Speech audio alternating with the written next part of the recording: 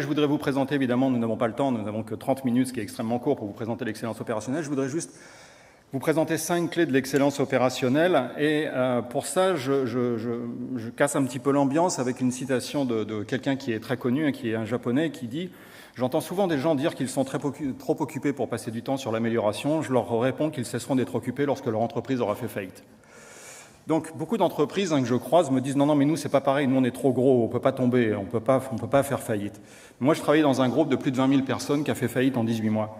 Donc, toute entreprise peut faire faillite. Avant de parler d'excellence opérationnelle, je voudrais l'illustrer par une petite histoire. J'étais en avance à un rendez-vous à Paris, dans un quartier où il n'y a pas beaucoup de troquets, et donc je suis rentré dans un bar pour boire un café en attendant l'heure de mon rendez-vous.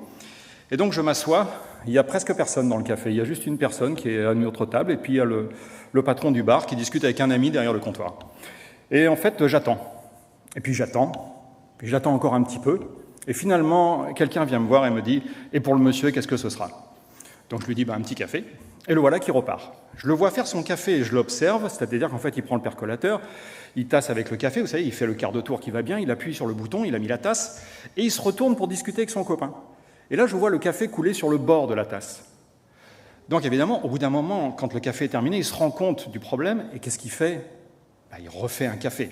Donc il va jeter le café, la tasse au sale, il reprend une tasse, refait un café, le remet en place, ce coup-ci il vise bien pour être sûr que ça coule bien au milieu. Et puis il finit par faire son café, il me l'amène, et je ne sais pas ce qui se passe pendant le trajet, il a dû taper le coin du comptoir ou je ne sais trop quoi. Moi, le café arrive avec la petite barrette de sucre qui baigne dans le café, vous savez, vous avez peut-être déjà vécu cette aventure. Et donc en fait, quand je reçois cette chose-là, comment moi, en tant que client, je vis la chose ? Déjà, il m'a fait attendre, alors que je suis la personne la plus importante au monde. Et deuxièmement, il m'amène quelque chose dont la qualité est tout à fait discutable. Donc j'ai une impression, disons, mitigée. Alors évidemment, je ne vais pas faire un scandale comme s'il y avait un cafard dans une salade, mais quand même, j'ai une impression mitigée. Mais c'est surtout lui de son côté. Qu'est-ce que ça lui a coûté ? En fait, ça lui a coûté 2 cafés, mais moi, je ne vais en payer qu'un seul.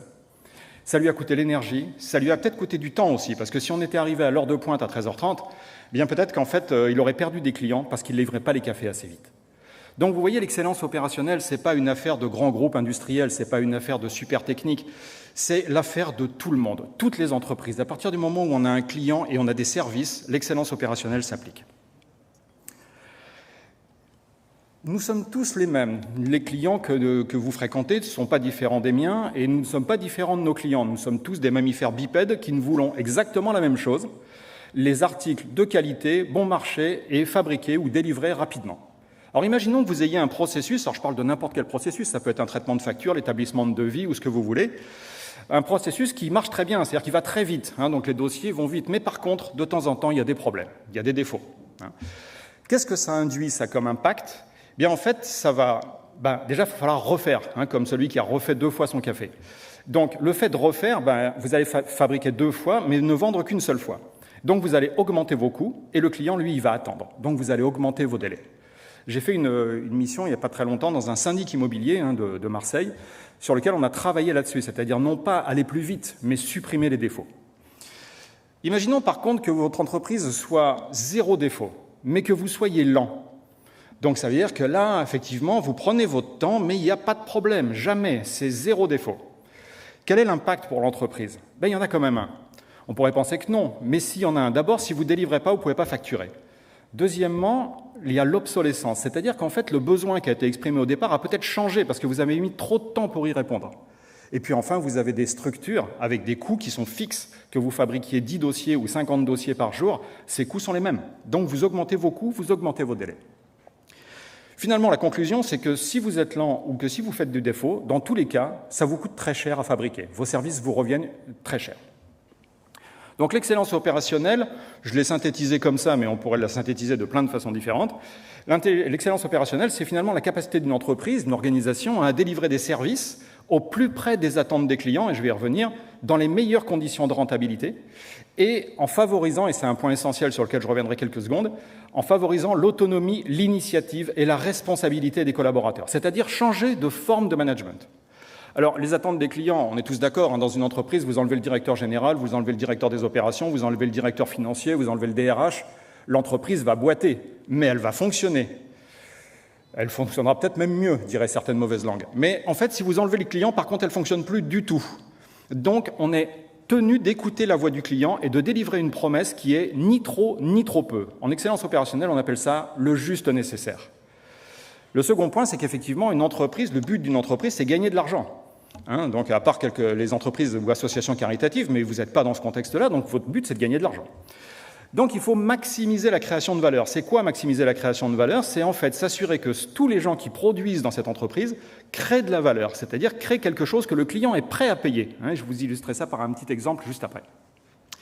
Et dernier point, le plus important, c'est faire évoluer le management, j'en dirai un petit mot tout à l'heure, c'est-à-dire favoriser la confiance, l'autonomie et l'initiative. Ce qu'on exprime souvent en excellence opérationnelle, c'est cette petite phrase « celui qui sait et celui qui fait ». Donc voilà comment je pourrais résumer en quelques phrases l'excellence opérationnelle. Alors, un petit exemple, c'est celui d'un passeport. On a tous fait fabriquer des passeports. Donc moi, j'ai eu la chance de visiter l'endroit où se fabriquent les passeports. Et donc, pour fabriquer un passeport, c'est-à-dire qu'à partir du moment où vous avez toute la matière nécessaire, le dossier, les produits, etc., pour fabriquer le passeport, eh bien, la fabrication de ce passeport prend 7 minutes. Il faut 7 minutes pour fabriquer un passeport. Donc, ce que vous payez, quand vous payez 100 € le passeport, vous payez pour ces 7 minutes. Mais vous, on va vous infliger 6-8 semaines de délai. Donc, on peut toujours aller voir Germaine qui fabrique les passeports et lui dire « Germaine, je pense que l'année prochaine, tu pourrais avoir un objectif plus ambitieux. Je pense qu'on pourrait passer de 7 minutes à 6 minutes. » Qu'est-ce que ça va changer pour le client? Strictement rien.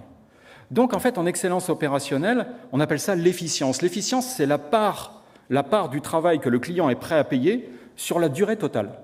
Donc ici, on a une efficience extraordinaire de 0,008%, c'est pas fameux. Et donc l'idée de l'excellence opérationnelle, c'est non pas de dire à Germaine d'aller plus vite, mais de supprimer ce qui ne sert à rien. Les attentes, les bannettes, les contrôles, les corrections, les ressaisies, toutes ces choses-là, le client n'est pas prêt à les payer. Donc ce qu'on va essayer de faire en excellence opérationnelle, c'est travailler à supprimer ces choses qui ne servent à rien et surtout pas à travailler plus vite. La deuxième clé sur laquelle je voudrais insister, c'est que beaucoup d'entreprises ont une orientation service ou poste de travail, c'est-à-dire qu'on doit optimiser la compta, ou on doit optimiser la facturation, ou on doit optimiser le lancement des devis. Mais en fait, on s'aperçoit qu'en excellence opérationnelle, ça ne sert à rien d'optimiser un poste de travail. C'est le processus dans son ensemble qu'il faut améliorer. Je prends l'exemple des caisses au supermarché. Dans les années 50, une caissière tapait le prix sur sa machine. Et c'était un goulot d'étranglement terrible. Donc on s'est dit, c'est pas possible. Le client ne vient pas dans un grand magasin pour attendre aux caisses. Il vient pour acheter des produits. Donc on va accélérer la caissière. Et on a accéléré la caissière en lui mettant d'abord une douchette. C'était super, on n'avait plus besoin de réétiqueter. Et puis ça allait, donc elle passait ses trucs, son petit bip, bip, bip, elle passait avec sa petite douchette. Mais force était de constater qu'il y avait toujours autant de bouchons aux caisses. Donc comment on pourrait faire pour accélérer encore la caissière ? Et là, donc, on leur installe des scanners 3D, que vous connaissez tous, ce qui permet de ne même pas viser, on passe les produits. Aujourd'hui, le temps de cycle, c'est le temps entre deux produits, est de 0,7 secondes. Est-ce qu'on a réduit les temps d'attente aux caisses? Absolument pas. En fait, on a juste déplacé le goulot d'étranglement. Et maintenant, le goulot d'étranglement, on l'a fait porter sur le client, qui, lui, essaie de faire la course avec la caissière. Et vous l'avez tous fait. Vous avez le caddie et vous préparez déjà vos sacs au fond, en essayant déjà d'imaginer une tactique pour aller au plus vite, pour remplir ce caddie. Parce que vous savez que vous allez perdre la course. Donc, finalement, on n'a rien changé sur les temps d'attente aux caisses, en accélérant un poste en particulier. Ce qu'on essaie de faire en excellence opérationnelle, c'est d'améliorer le processus dans son ensemble. Ce n'est pas un poste qui nous intéresse, c'est le processus global. Troisième clé, c'est l'obsession de la mesure. Donc, il y avait un garçon que je ne porte pas particulièrement dans mon cœur, mais qui parfois a eu des fulgurances intellectuelles, qui s'appelait Lénine, et il a dit, en fait, « les faits sont têtus ». Et effectivement, les faits sont têtus. C'est-à-dire, vous pouvez mettre 1 million d'opinions, ça ne vaudra jamais un fait. En excellence opérationnelle, on ne s'appuie pas sur les opinions. Une opinion, c'est respectable, entendons-nous bien, mais c'est contestable. Un fait, ce n'est pas contestable. Une mesure, ce n'est pas contestable. Et donc, ce qu'on va faire, c'est qu'effectivement, on va systématiquement transformer des opinions en faits vérifiables et non discutables. Edward Deming, qui est un statisticien à la base, mais qui a beaucoup travaillé sur la qualité, exprimait ça de cette façon-là. On ne peut pas piloter une activité si on ne sait pas la mesurer. Si vous ne savez pas mesurer, vous ne pouvez pas piloter. Si demain, vous n'aviez plus de compteur dans vos voitures, on ne pourrait jamais vous mettre une amende pour excès de vitesse. Vous n'avez pas de compteur, vous n'avez pas de mesure, bien, vous ne pouvez pas savoir à quelle vitesse vous roulez. C'est pareil dans l'entreprise. Quatrième point important, réduire la variabilité. Alors, qu'est-ce que c'est la variabilité? C'est ce qu'on vit tous dans nos activités quotidiennes. C'est-à-dire que, par exemple, imaginons que vous émettiez des factures, mais que des fois, en fait, ou simplement le traitement des factures que vous recevez de vos fournisseurs, par exemple. Des fois, vous traitez la facture en 2 jours, des fois en 6 heures, des fois en 20 heures. Dans l'autre sens, c'est pareil. Vous proposez une prestation à des clients. Des fois, vous la proposez en 2 jours. Moi, j'ai travaillé pour un syndic, par exemple. Donc, comme je vous l'expliquais, donc un syndic, il va être soumis à de nombreuses demandes, ce qui vont du le vide-ordures est bouché, le portail d'en bas, ça fonctionne pas, la clé du garage à vélo a été cassée, etc., etc. À partir du moment où le client va émettre une demande comme celle-ci, quelle va être la position de l'entreprise? Est-ce qu'elle peut garantir qu'elle va y répondre sous 24 heures ou sous 48 heures? Ou est-ce qu'elle va faire de son mieux? Réduire la variabilité, ça permet justement de garantir. Alors, je vous donne 2 exemples. Le premier est notre fleuron national, le TGV avec la SNCF, que tout le monde connaît. Et donc, 3 chiffres, en fait. Donc, 5 à 15 minutes, 31%, 21 minutes. Alors, qu'est-ce que c'est 5 à 15 minutes? C'est le délai à partir duquel la SNCF considère qu'un train est en retard. Alors, on peut déjà trouver ça légèrement baroque, c'est-à-dire que vous avez le train qui arrive avec 11 minutes de retard et la SNCF vous dit non, non, il était à l'heure. Bon, en passant. Donc, il y a déjà ce petit gap-là. Et 31%, c'est le nombre de trains qui sont justement au-delà de cette limite. Donc, 31% des TGV de la ligne sud-est sont en retard. En retard au sens de la SNCF. Et quand on regarde le retard moyen, il est de 21 minutes. En face, vous avez le Shinkansen japonais. Le Shinkansen japonais, il transporte à peu près la même chose en termes de voyageurs, 800 000 voyageurs par jour. Mais les 3 chiffres sont ceux-là. 1 seconde. 1 seconde, c'est le délai à partir duquel un Shinkansen est supposé en retard. 0,6%, c'est le nombre de Shinkansen qui sont en retard. Et quand ils sont en retard, le retard moyen est de 24 secondes. Si vous voulez, dans un cas, on a une forte variabilité. Dans l'autre cas, on a une faible variabilité. On a même eu une anecdote où le patron de Japan Rail est quand même allé à l'équivalent du 20h s'excuser parce qu'un train était arrivé avec 20 secondes d'avance en gare de Kyoto. 20 secondes d'avance en gare de Kyoto. Alors effectivement, réduire la variabilité dans une entreprise, c'est très intéressant, mais ça ne se fait pas tout seul. Si les Shinkansen ont un tel niveau d'excellence, c'est parce qu'en fait les clients y participent. Je vous ai mis ici la photo d'un TGV, d'un quai de TGV à gauche, et puis le même quai de TGV de Shinkansen à droite. Déjà, vous remarquez qu'il n'y a pas de grosses valises. Ben oui, parce que le Shinkansen propose un service qui achemine les valises dans la journée ou à J+1 ou plus tard. Pourquoi j'irais m'encombrer d'une grosse valise dans le train? Il suffit de la confier à ce service-là, et le lendemain matin, je vais la retrouver à l'hôtel. D'autre part, les clients sont extrêmement disciplinés. Il y a des règles, il y a des marquages au sol, et il est hors de question qu'on s'éloigne des marquages au sol. Ce que je veux vous dire, c'est que très souvent, réduire la variabilité, atteindre l'excellence, ne peut pas se faire tout seul dans son coin. Il faut y associer le client, il faut bâtir une espèce de contrat. Alors, effectivement, vous pouvez me dire, ça c'est l'industrie, c'est les transports, nous on n'est pas dans ce monde-là. Ici, je vous donne 2 exemples. Imaginons qu'on m'ait donné un code Wi-Fi en arrivant ici pour pouvoir me connecter. Et donc, je tape www.google.fr et ça ne marche pas. Eh bien, en fait, je vais retourner voir la régie en disant « le code que vous m'avez donné, il ne marche pas ». Parce qu'il y a quelque chose dans mon cerveau qui dit que Google ne peut pas être en panne. Vous voyez ce que je veux dire? C'est tellement à un tel niveau d'excellence qu'en fait, ce n'est pas possible que Google tombe en panne. Donc, c'est forcément autre chose. Et vous voyez, l'exemple d'Amazon en dessous est intéressant aussi, c'est-à-dire on va vous livrer le 1er décembre 2022 si vous commandez dans les 5 heures et les 6 minutes qui suivent. Si vous attendez pour commander, que vous êtes en dehors de ce délai-là, on ne garantira plus le 1er décembre 2022. C'est un contrat. L'excellence, c'est un contrat entre un client et une entreprise.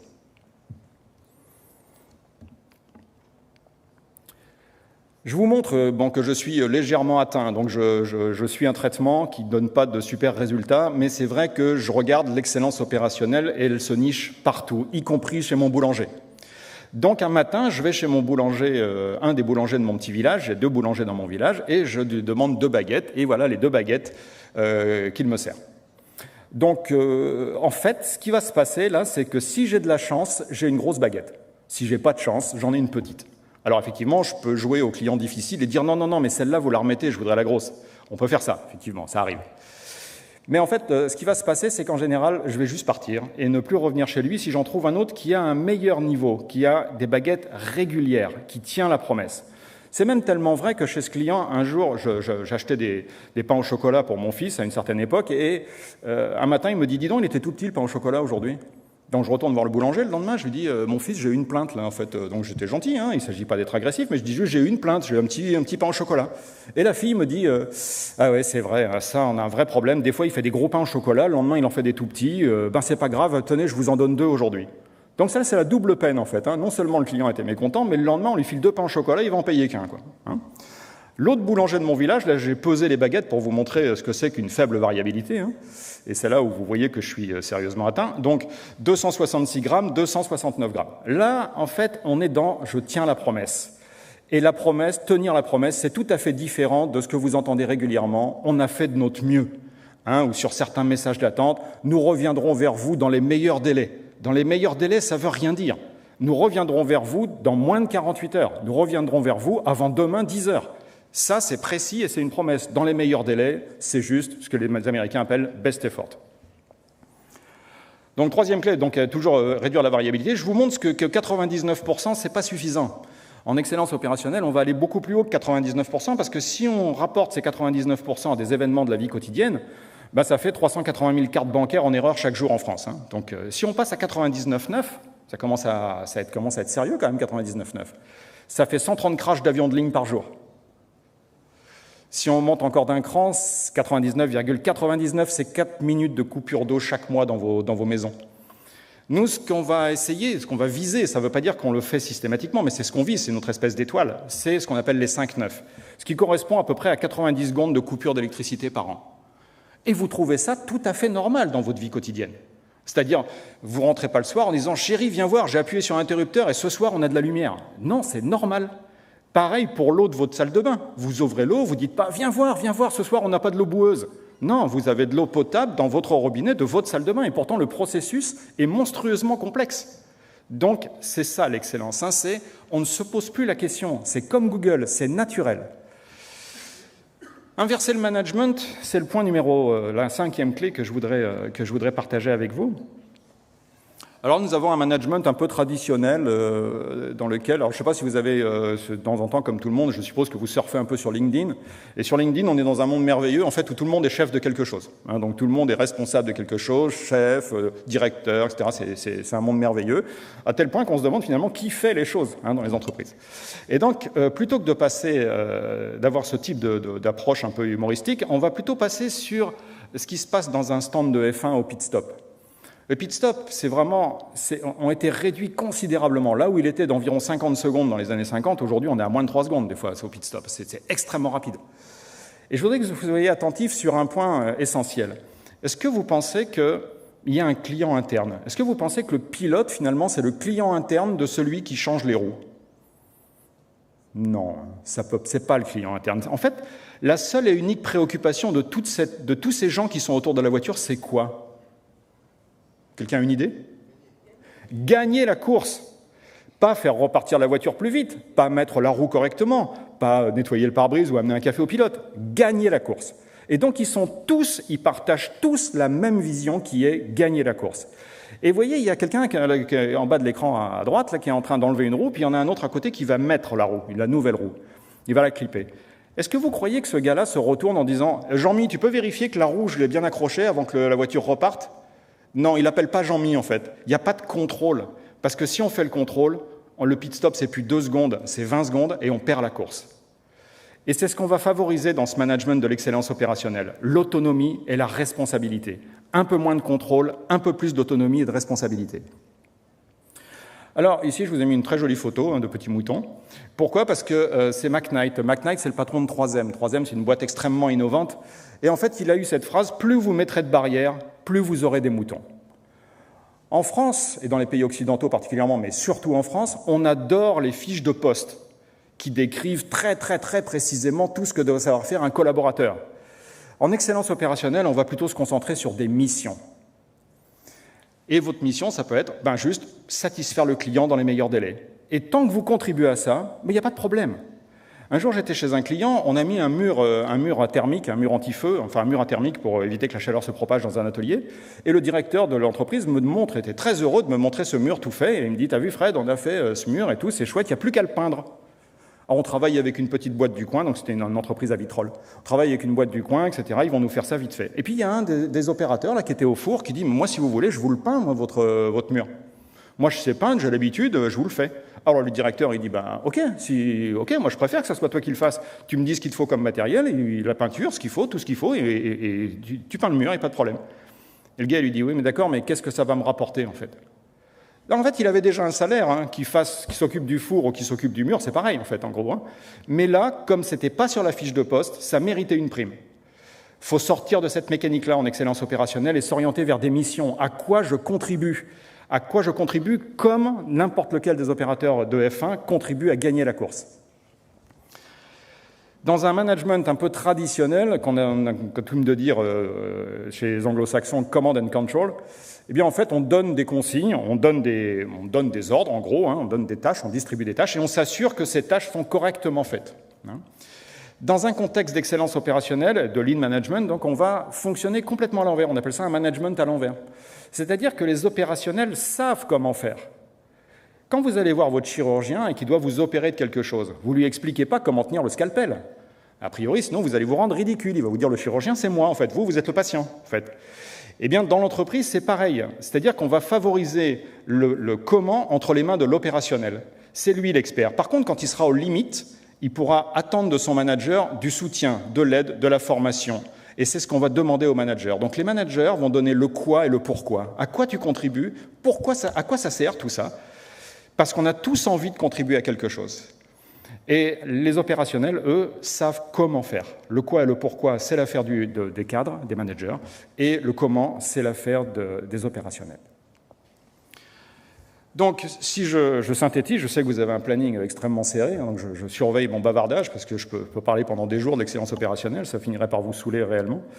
Et donc, je vous ai mis ici une petite frise qui synthétise en gros les points. On en a vu 5, mais il y en a un petit peu plus.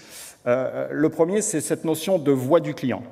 Alors, la voix du client, c'est quoi ? C'est quand le client vous parle, et il faut se méfier parce que, traditionnellement, dans les entreprises, la voix du client, c'est un peu la chasse gardée de certaines populations de l'entreprise. Les commerciaux, les marketeurs, la direction générale.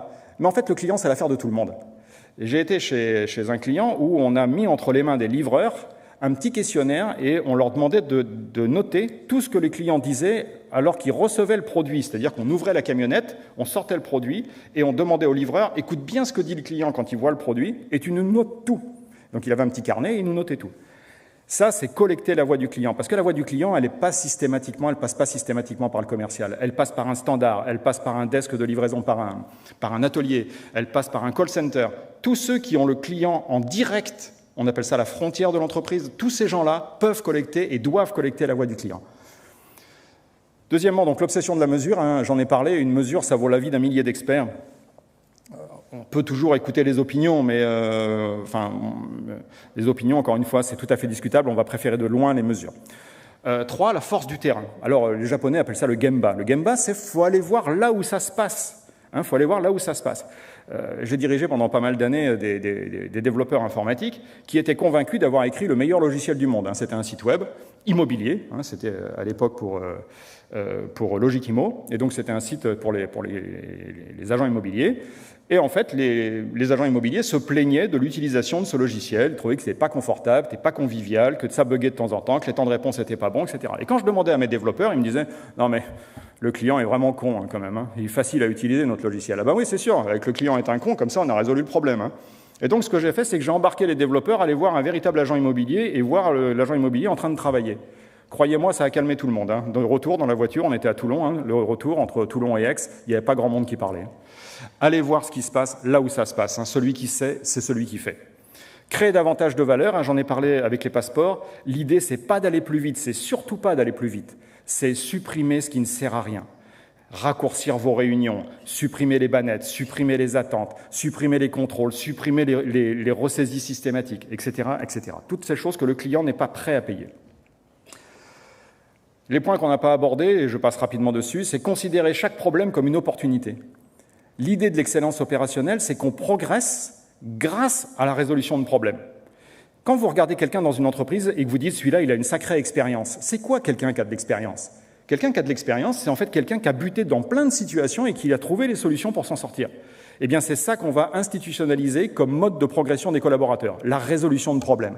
Et pour mettre la résolution de problèmes sur le devant de la scène et en faire un outil de management, il faut avoir un paradigme de pensée qui consiste à dire on recherche des causes, pas des coupables.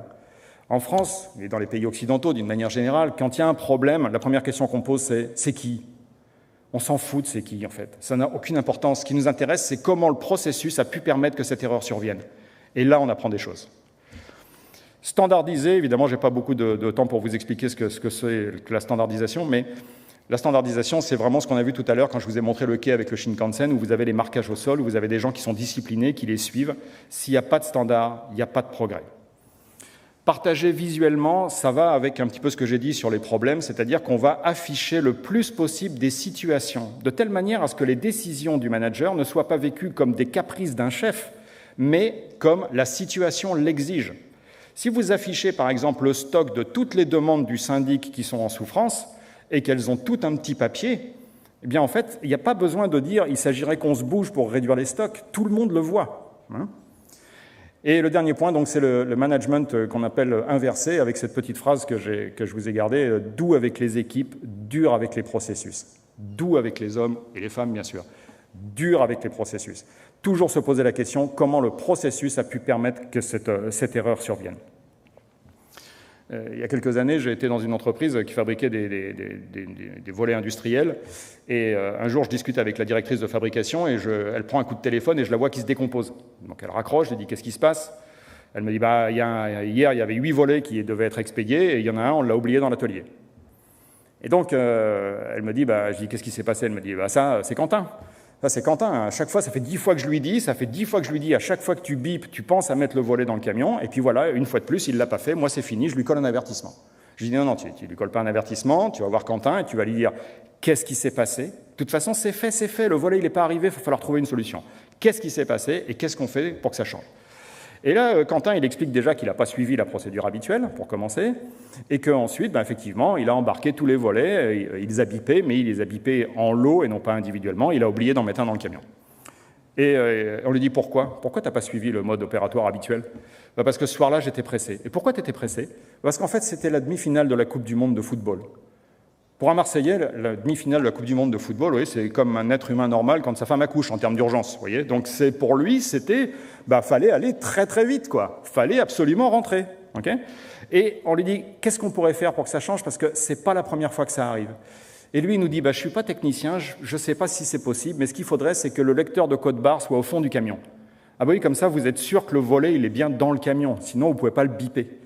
Donc, si vous mettez un avertissement à Quentin, d'abord, Quentin va être très mécontent parce que c'est plutôt un bon gars. D'habitude, il bosse bien, il n'y a pas de problème. Deuxièmement, vous ne saurez jamais ce qui s'est passé. Troisièmement, vous n'aurez pas l'idée d'amélioration. Donc, manager autrement, c'est doux avec les équipes et dur avec les processus. Je voudrais finir par cette petite phrase. On est dans un monde de l'immobilier ici. Donc, cette petite phrase de Kennedy, bien sûr, sur l'excellence opérationnelle. On m'appelle parfois quand la situation est, disons, mal emmanchée, et on attend de moi que je fasse des tours de magie. En fait, je ne fais pas de la magie, c'est juste du travail qui se fait avec les équipes. On leur donne envie de s'améliorer, on leur donne envie de contribuer à quelque chose, mais ce n'est pas de la magie. Donc cette petite phrase de John Kennedy est à méditer, le meilleur moment pour réparer sa toiture, c'est lorsque le soleil brille, pas quand il y a de l'orage. Je vous remercie beaucoup de votre attention.